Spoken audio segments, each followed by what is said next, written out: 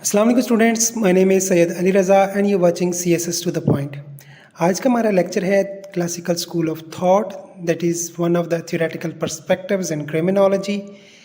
तो it emerge during the age of enlightenment. Age of enlightenment से पहले जो एरा है उसे हम डिमोनिक एरा कहते हैं। तो let's have a glimpse at the era before the age of enlightenment, ताकि हमें पता चल सके कि क्या पहले कोई क्रिमिनल लॉ था या नहीं था। तो ये आपके जनरल नॉलेज के लिए भी इम्पॉर्टेंट है। अच्छा, एज ऑफ एनलाइटनमेंट से पहले जो एरा है वो डिमोनिक एरा है। उसमें अगर कोई क्राइम कमिट करता था तो उसे उसकी रीज़न्स ये दी जाती थी कि इसके अंदर डिमोनिक पोजेशन है या फिर स्पिरिचुअली इसी वजह से जौन सा इसने क्राइम कमिट किया है। और the other reason they give was divine punishment, spiritual influences and divine punishment. फिर they used surgical method called trephination. अच्छा, वो क्या करता था? That was intended to release evil spirits from offenders head. Trephination क्या है जी? एक सर्जिकल प्रोसीजर है जिससे आप स्कल के अंदर होल को ड्रिल करते हो to remove a circular piece of bone. And उसका मकसद क्या है कि अगर किसी ने इवल एक्ट कमिट किया है, क्राइम किया है, तो उसके अंदर से बदरूहें निकालना या फिर जो भी साया है वो निकाल देना। फिर हम देखते हैं early sources of criminal law. तो early sources of criminal law, सबसे अर्लीस्ट सोर्स हमारे पास है the code of Hammurabi. Code of Hammurabi was the first written body of law. ठीक है। अच्छा, फिर ये क्रिएटेड हुआ in 1700 BC in Babylon, emphasize retribution and attempted to limit cruelty of punishment. फिर आपके पास आया early Roman law. Early Roman law was written in 450 BC और उसके अंदर 12 टेबल्स थे जिसमें डिफरेंट पब्लिक और प्राइवेट लॉज उसके अंदर थे। फिर कॉमन लॉ आया। Common law was declared as the law of the land by King Edward the Confessor, फिर reaffirmed by William the Conqueror। ठीक है। फिर कॉमन लॉ के बाद हमारे पास आया द मैग्ना कार्टा।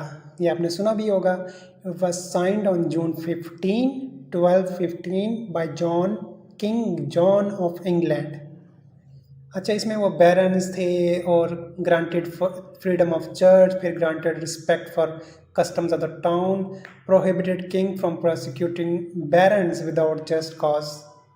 तो ये कुछ थे era before the age of enlightenment. उससे पहले जो भी क्रिमिनल लॉ था ये सारा कुछ हमने वो पढ़ा है। फिर एनलाइटनमेंट आया आपके पास, इसको कहते हैं एज ऑफ रीज़न या फिर मूवमेंट अवे फ्रॉम सुपरस्टिशन। अच्छा, now we will discuss classical theory, जो आज हमारा आज का टॉपिक है।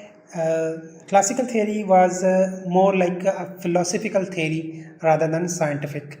फिर it was presented by two philosophers and criminologist, Jeremy Bentham and Cesare बिकेरिया।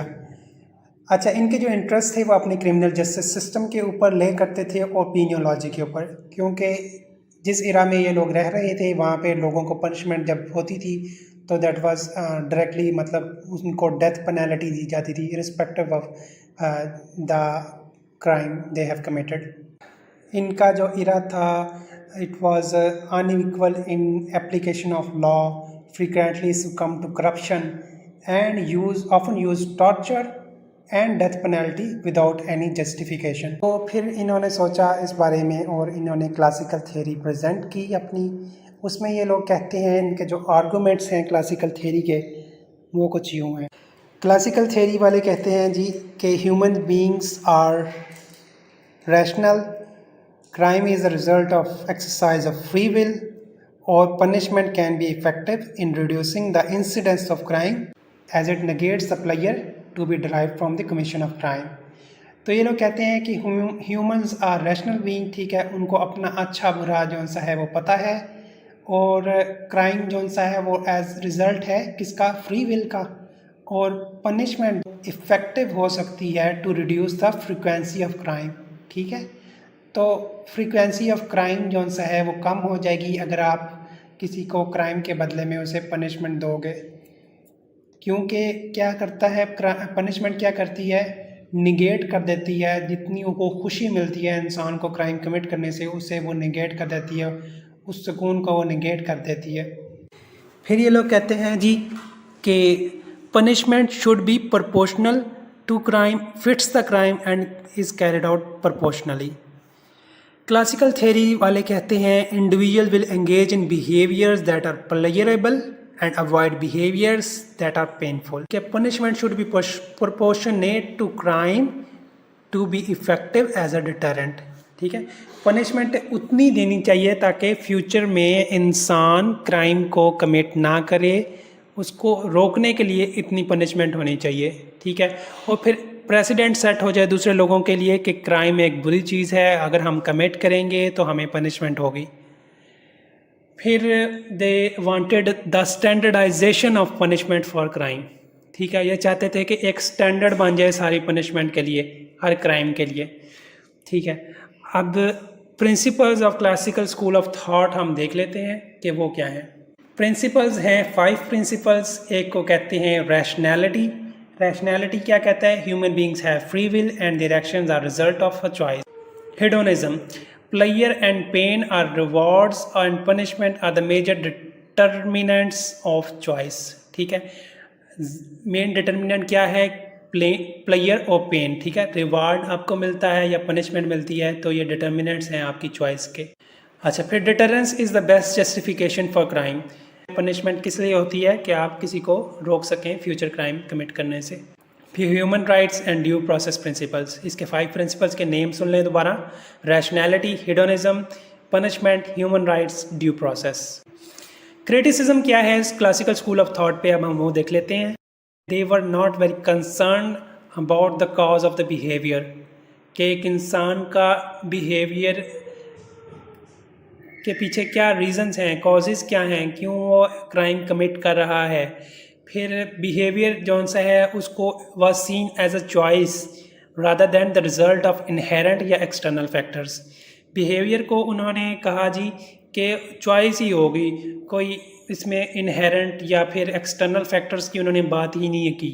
Inherent में क्या हो सकता है कि कोई भी एबनॉर्मल पैदा हो सकता है, या फिर किसी के अंदर स्प्लिट पर्सनालिटी होगी, तो वो इस तरह की रीज़न्स हो सकती हैं। फिर एक्सटर्नल फैक्टर्स में बहुत सारे फैक्टर्स आ जाते हैं।